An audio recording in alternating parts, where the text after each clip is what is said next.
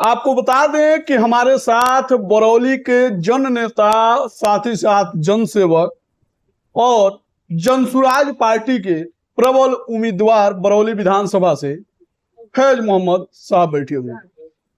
आपको बता दें कि दर्शकों का विशेष डिमांड था कि फैज मोहम्मद साहब का पुनः इंटरव्यू लेकर आया जाए। काफी गैपिंग रहा। आज बड़े मशक्कत के साथ फैज मोहम्मद साहब से मेरी मुलाकात हो गई है, क्योंकि हमेशा इस क्षेत्र में रहते हैं, कभी इधर तो कभी उधर।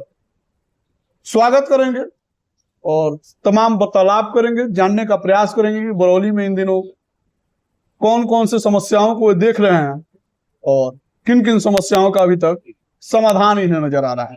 सबसे पहले तो बहुत बहुत स्वागत है आपका। बहुत बहुत शुक्रिया आपका और आपके चैनल के सभी दर्शकों का। देवेंद्र, चुनावी सफर चल रहा है और इसमें कई गो क्षेत्र में विकास भी हो रहा है, काहे कि वोट चाहिए। फैज मोहम्मद साहब पूरा क्षेत्र में घूम रहे हैं, फिर भी कोई अधूरा काम रह गया तो थोड़ा बताइए, विपक्ष कहीं इस पे भी नोटिस करे। देखिए, ये अधूरा तो जो वर्तमान में एमएलए हैं जी ये सवाल उनसे होना चाहिए जी, कि क्या कुछ अधूरा रह गया है, क्या कुछ पूरा हुआ। लेकिन फिर भी जो विपक्ष में होता है ना, ये उसकी जिम्मेदारी बनती है कि जो कमियां हैं उसको बताया जाए, दिखाया जाए। चुनावी समर चल रहा है तो इसमें कहीं हो सके कि उसका कायाकल्प हो जाए आप ही की आवाज उठाने से, तो जनता का फायदा हो जाएगा। क्योंकि जो जन नेता होता है हमेशा जनता का फायदा सोचता है। 100 बरौली विधानसभा में एक नहीं हजारों जन समस्याएं जी, जिसका समाधान इन 35 वर्षों में वर्तमान के विधायक हो या पूर्व के विधायक रह चुके हैं जी, ये लोग कर नहीं पाए। सबसे बड़ा बर्निंग जो इशू है बरौली का, वो मुद्दा है बरौली को अनुमंडल का दर्जा दिलाना। आज तक यहाँ के एमएलए को या पूर्व के रह चुके विधायकों को यह पता नहीं है कि बरौली को अनुमंडल दर्जा दिलाने का क्या क्राइटेरिया है, उसका प्रोसीजर क्या है। क्राइटेरिया भी मालूम नहीं है, क्राइटेरिया भी नहीं मालूम। ठीक है। और हर चुनाव में ये लोग दावा करते हैं, इस नाम पर वोट मांगते हैं कि हम बरौली को अनुमंडल का दर्जा दिला के रहे। दूसरी बरौली की बहुत बड़ी समस्या है कि गोपालगंज सदर विधानसभा क्षेत्र से लेकर बैकुंठपुर विधानसभा तक की यह समस्या है, जो फ्लड की समस्या। बरौली जो है बाढ़ इफेक्टेड हो जाता है। माझा और बरौली प्रखंड के लोग हर बार, हमारे विधानसभा के लोग बाढ़ से ग्रसित हो जाते हैं। लेकिन यहाँ के किसी भी विधायक आज तक बांध को पूरी तरह से पक्कीकरण और मजबूत कराने का काम नहीं किया, जिसका नतीजा है कि जब भी नेपाल से पानी छूटता है बरसात के दिनों में, तो बड़ी आसानी से जो है बांध कहीं ना कहीं टूट जाता है और बरौली का क्षेत्र बाढ़ से प्रभावित हो जाता है। जनमानस का बहुत बड़ा हरासमेंट होता है, जान माल की बड़े पैमाने पर क्षति होती है और हर बार बरौली जो है 5 साल पीछे की तरफ चला जाता है, यहाँ का विकास 5 साल पीछे चला जाता है। तो ये बहुत बड़ी समस्या है। इसका समाधान चाहते नहीं है, अब तो इन लोगों से होगा नहीं जी। लेकिन जनता का आशीर्वाद प्यार मिला जी, तो ये निश्चित है कि बरौली को तो हम लोग अनुमंडल का दर्जा दिलाएंगे ही, साथ ही इस बांध का पक्कीकरण कराएंगे।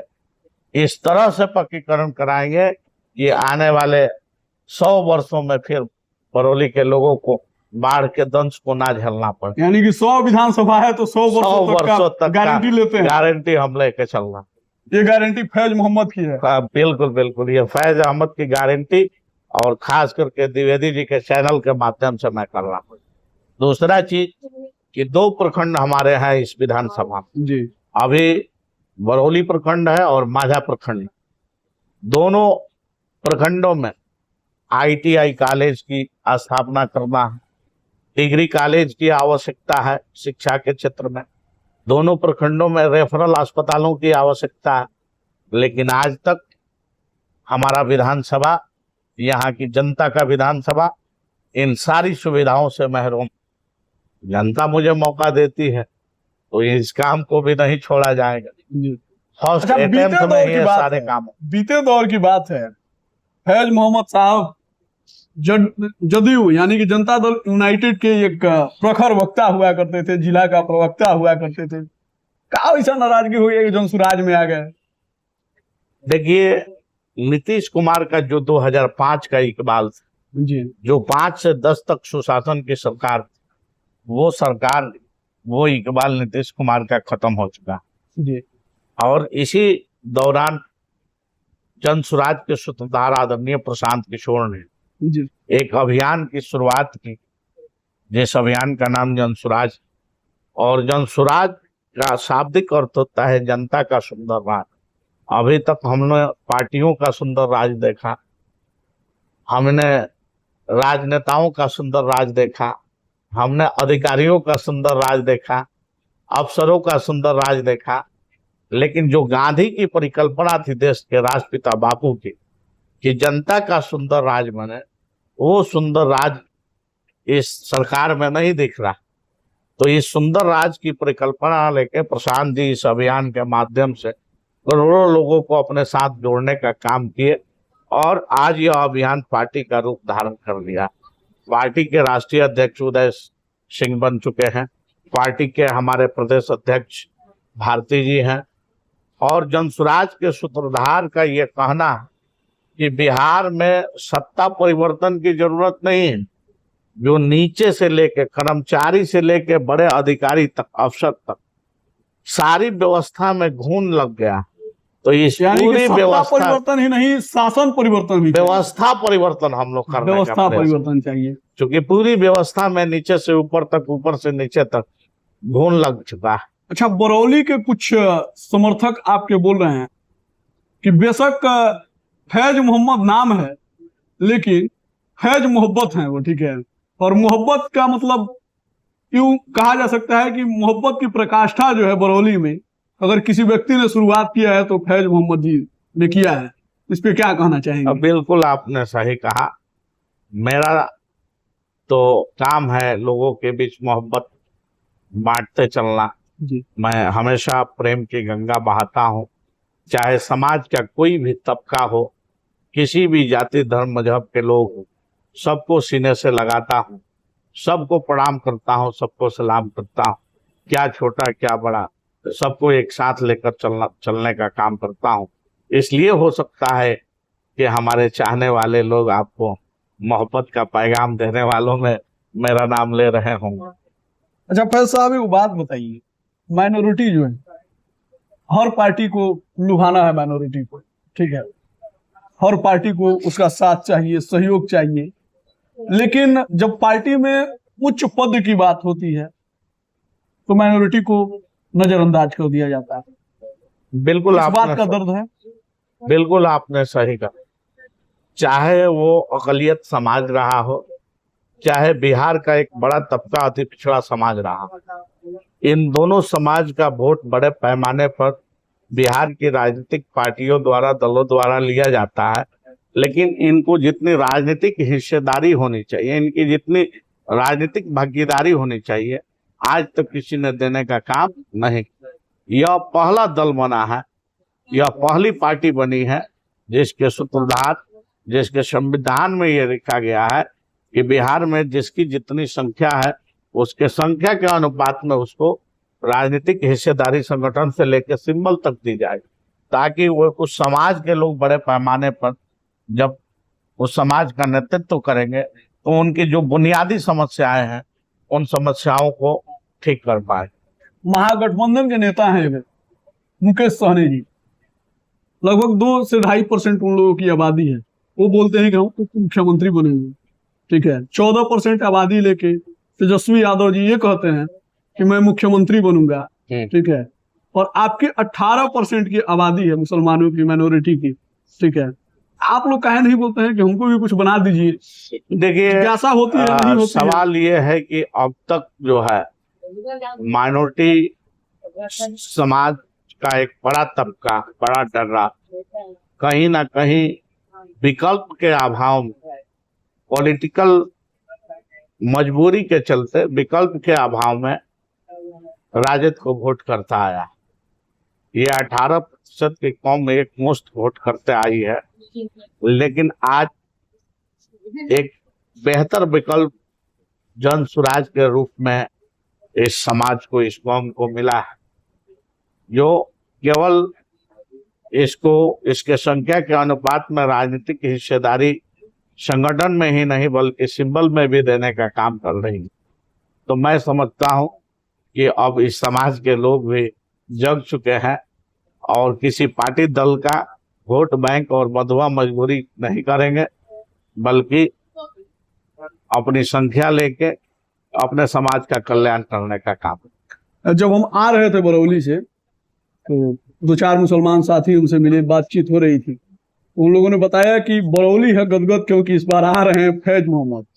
ठीक है, किस प्रकार की तैयारी है चुनाव को लेके? टिकट मिलता है तो किस मजबूती के साथ? देखिए, हमारे साथ केवल माइनॉरिटी अकलियत समाज के लोग में ही खुशी नहीं है जी, खुशी बहुसंख्यक समाज में भी है, क्योंकि हर समाज के लोग हमको अपना मानते हैं, अपना प्यार स्नेह देते हैं।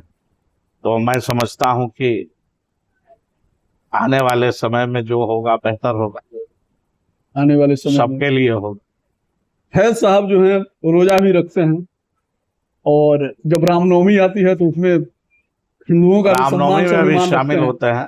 हाँ, टीका भी लगा लेते हैं। बिल्कुल हाँ, बिल्कुल लगा। टोपी के साथ टीका भी। जी। राजनीतिक के विचारधारा से जुड़ने के बाद ये सारी सिस्टम है या फिर शुरू से यही व्यवस्था नहीं है? नहीं, ये आप पता कर लीजिएगा। मैं 20 वर्षों से जो हमारा सोशल कैरियर रहा है, जी, सामाजिक जो कैरियर रहा है, शैक्षिक कैरियर रहा है, इसमें जहां भी लोगों ने मुझे बुलाया, चाहे वो मंदिर हो, मठ हो या किसी भी तरह के धार्मिक आयोजन, वहां तन मन से हमने उस आयोजन को अपना बना के उसमें हमने हिस्सा लेने का काम किया। एक आपकी निजी संस्था चलती है BBC इंग्लिश स्पीक। इन दिनों आपसे मुलाकात स्कूल पे नहीं हो पा रहा है, आपसे मुलाकात कभी इस क्षेत्र में रह रहे हैं, कभी उस क्षेत्र में रह रहे हैं।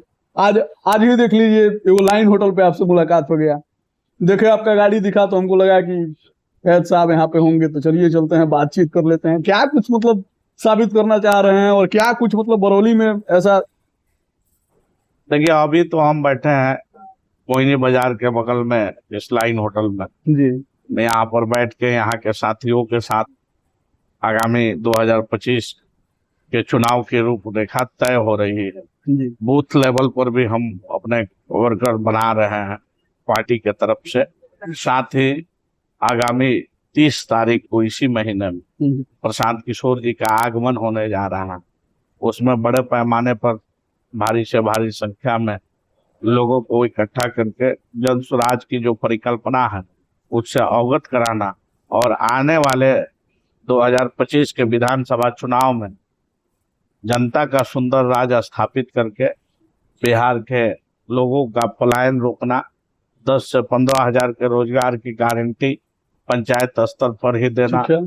साथ ही वर्ल्ड क्लास के स्कूल को खोल के जो बच्चे शिक्षा, गुणवत्तापूर्ण शिक्षा से वंचित हैं, उन सभी बच्चों को मुफ्त में वर्ल्ड क्लास की शिक्षा अच्छा, उपलब्ध कराना।